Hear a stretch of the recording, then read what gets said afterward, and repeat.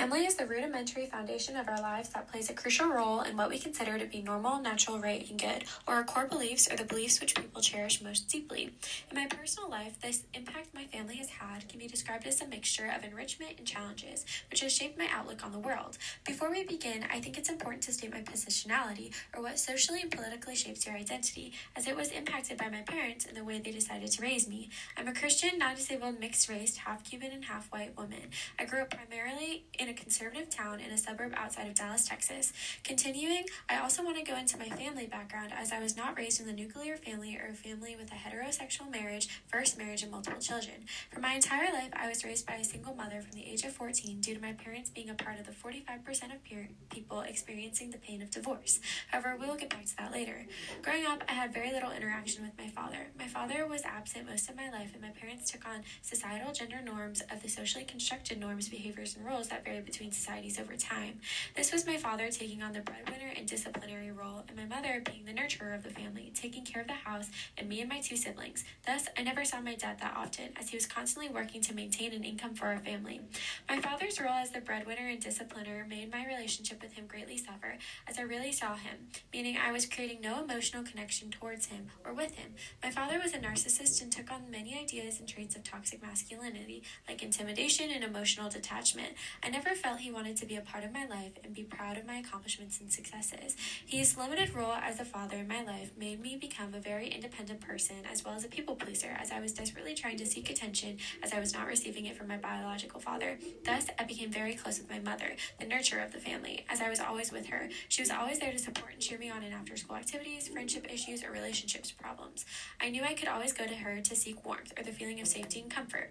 One thing about my upbringing that I would like to replicate for my children would be teaching my children about Christianity. I was raised as a Christian, and growing up without my biological father who cared or loved me was hard, especially when I saw my friends' dads be there to support them through their extracurriculars, school, and relationships. However, as a Christian, I knew I was reminded by my church members and my mom of a heavenly Father who cared for me, a Father with unmerited love for me. This gave me a sense of purpose in knowing that while I may not have had the societal norm or an accepted way of doing things or carrying out ideas of what a biological father should be, I knew that I had a heavenly Father who was even more significant. While I would never force my children to have the same religious beliefs as I do, I will still teach them about Christianity, as it has had a significant impact on my identity and my core values and beliefs. In raising my future children, I want to discourage the toxic masculinity mindset that my biological father held. Chimamanda Ngozi Adichie expresses the importance of we must raise our daughters differently and we must raise our sons differently. If we want change, we must start with changing the narrative we have taught our children.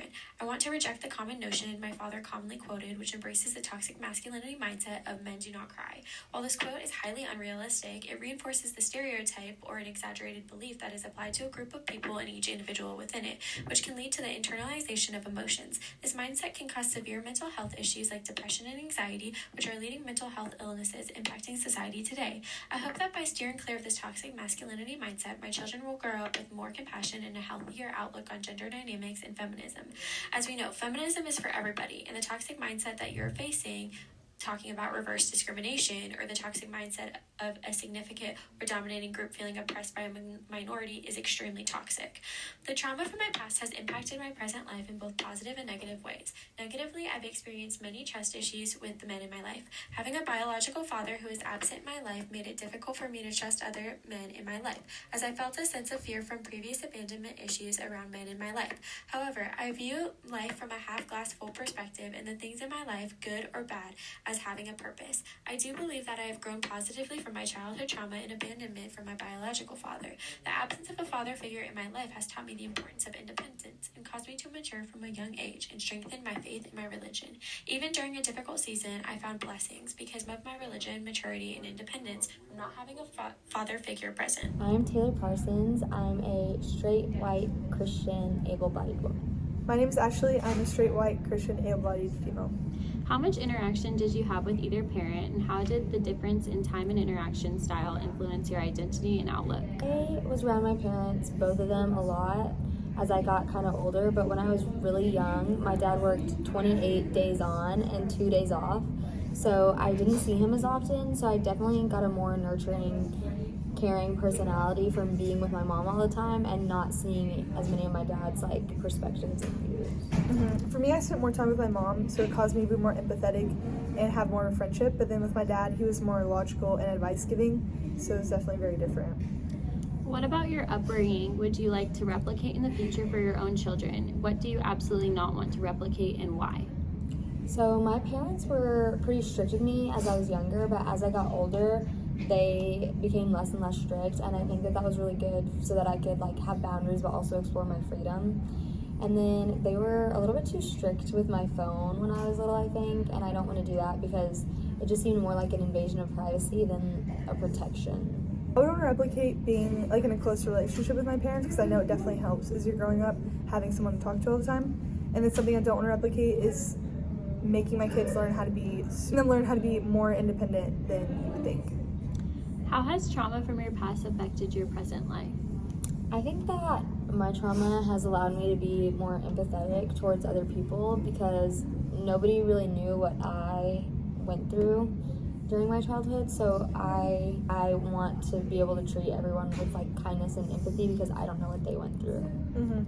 I would say similar to that, just having empathy and learning from your mistakes and knowing how to grow. Both my interviewees' responses to this question are very similar to the response that I stated in my personal interview. My interviewees shared how they felt that they were closer to their mothers. One thing I found interesting was how my interviewees shared the idea that their mothers took on more of a nurturing role, while their fathers took on more of a logical or breadwinner role. This was not a surprising statistic to hear, as often men are not given time away from work, so it could be a wiser financial decision for a mother to take on more caregiver activities. Thus, we find many women taking on the gender norm I talked about in my interview of a nurturer and a homemaker. My interviewees expressed different ways that they would like to repeat certain things from their childhood and ways that they would not like to replicate for their children. My first interviewee expressed how as a child she liked the strictness her parents enforced within her house and would not like to replicate how overprotective they were about her phone, as she felt it was an invasion of privacy.